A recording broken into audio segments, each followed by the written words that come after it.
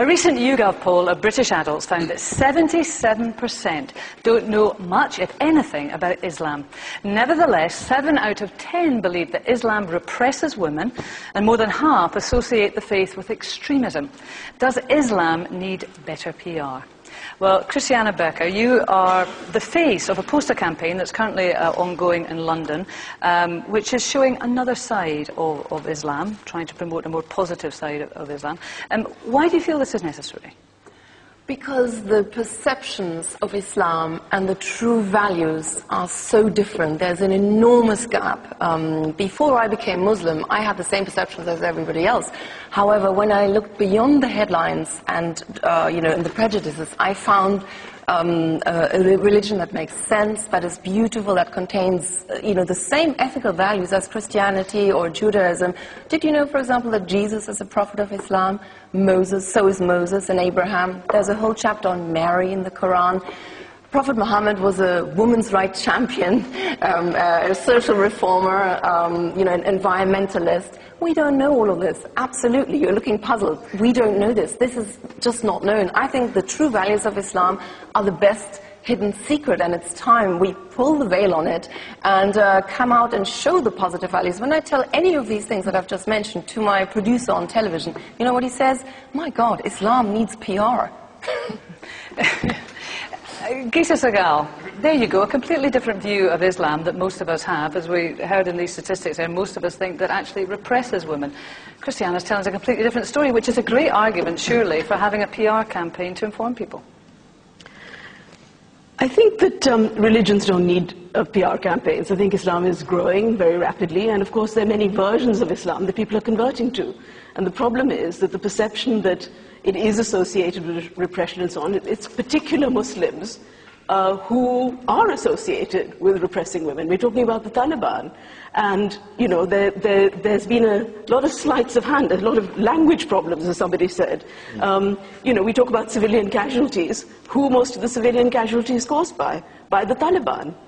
We have a very complex message from our Afghan friend here. I'm not saying that is Islam. Exactly. The point is that I think what needs to be brought out, if a PR campaign is necessary, is that the people who suffer from the extreme interpretations of Islam are Muslims.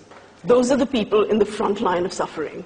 And it's people who are being killed by Taliban bombs, who are the civilians of Afghanistan who are suffering. So what you're saying, that Kristiane is kind of missing the point, or she's glossing over, or what? I think that they're trying to do something that they feel is necessary. Unfortunately, for instance, for me, when I look at a Muslim, among my friends, my family, people I work with, I see a mirror image. I'm not seeing some alien other.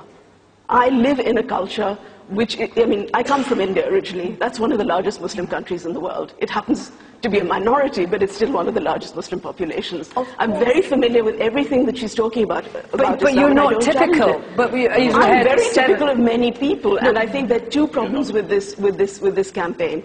One is that in appealing to Judeo-Christian traditions and talking about an abstract idea of Islam, as opposed to the real perceptions of real problems that people know that there is rising extremism, that's also converting people. Okay, Kristiane, and then maybe I'm going to bring and it cuts out. I'm an atheist from a Hindu background. Many Muslim traditions are absolutely rooted in India culturally. And my Hindu relatives worship at the same time. I'm somewhat entirely sure, Gita, why you've got a problem with this campaign. I'm saying that it evades the question. It evades the question. Okay, it evades the question. First of all, we have to realize Islam, like any other major religion, is not a monolithic block. Yes. There are many different interpretations and many different streams.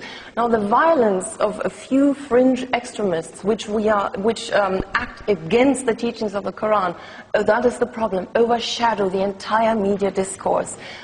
The vast majority of Muslims condemn these actions, are against them, and live a completely different, beautiful version of Islam, where social equities, social justice, all this, being kind to the weak, the care for the elderly, all that is part of our value system. Peter Whittle, is this a vision of Islam that you recognise, and would you like to be introduced to it? Listening to you, it's like you're living in fairyland.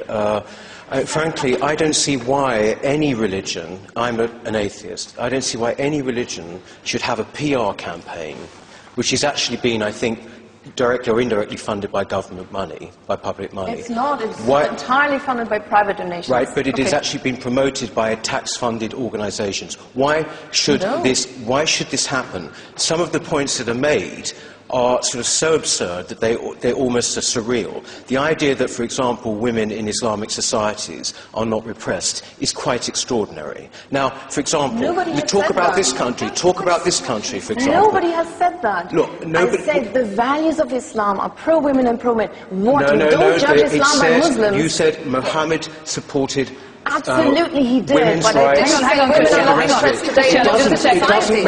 a second. Let Peter finish his point. It doesn't make the point. This campaign doesn't make the point about how he married a girl at the age of 6 and consummated at the age of 9.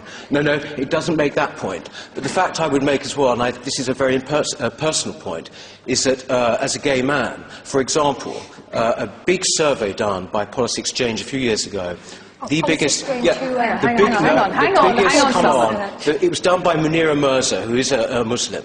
She's not an atheist. Right, she was from a Muslim background, and you know it. She's an atheist. And the fact is, it found that 71% of young Muslim men, 16 to 24, right, thought that homosexuality should be criminal. Now, how are you going to put a PR spin on that? How do you do that? Well, Mayday? Peter, I'm delighted you're here because you're the very reason Islam needs a PR campaign, because people like you talk so much drivel about Islam and Muslims. That's why we need a PR campaign. Everything to get rid of nonsense like that. Some Muslims want homosexuality criminalised. Guess what? Some non-Muslims do too. Go to some pubs around here. Listen, I don't agree with that either. But you don't judge a people or a community or a faith on the basis of an extremist minority. That's why the majority... extremist minority. Of course it is. That's 70%. Of course it's a 70% of 16 to 24-year-olds think that being gay should be criminalised. That is not a minority. So that means that Islam doesn't have any PR problems, according to you? That doesn't mean that the media don't exaggerate the fears of Islam? No, I'm asking you. You said we live in a fairyland. I live in a land where the newspapers can say whatever they like about Islam and Muslims, where tabloid newspapers go after people all the time. Their Daily Express has either Princess Diana or a woman in a burqa on the front page every other day. There's about 2,000 or 10,000 women out of 2 million who wear burqas, okay? There is an absolutely open campaign of demonisation against Muslims amongst sections of the right-wing press and think tanks like Policy Exchange, sorry to say. You cannot put your head in the sand and expect Muslims to say, oh no, sorry, we're going to ignore this. And actually, let me just make a wider point. Okay, last time I came on the programme, I actually came on to make this point, to say the media actually treats Islam badly. What I came today to make the point was actually, we can't blame the media for everything. We can't blame people like Peter for everything. Actually, Muslims are to blame for a lot of the problems in Islam, which is why Islam needs a PR campaign, not Muslims who bring it into disrepute. And that's a very important point. Well, Kristiane made a very good point that was based on that, and I must just say a word for Daily Express. I know that they do cover these stories, they also cover other stories, and don't get me into trouble. Not as much, sorry. Thank you very much. Cardiff University School of Journalism found that's not true. They disproportionately focus on Islam. Kristiane, but you made a comment there that was very interesting. We should not judge Islam by Muslims.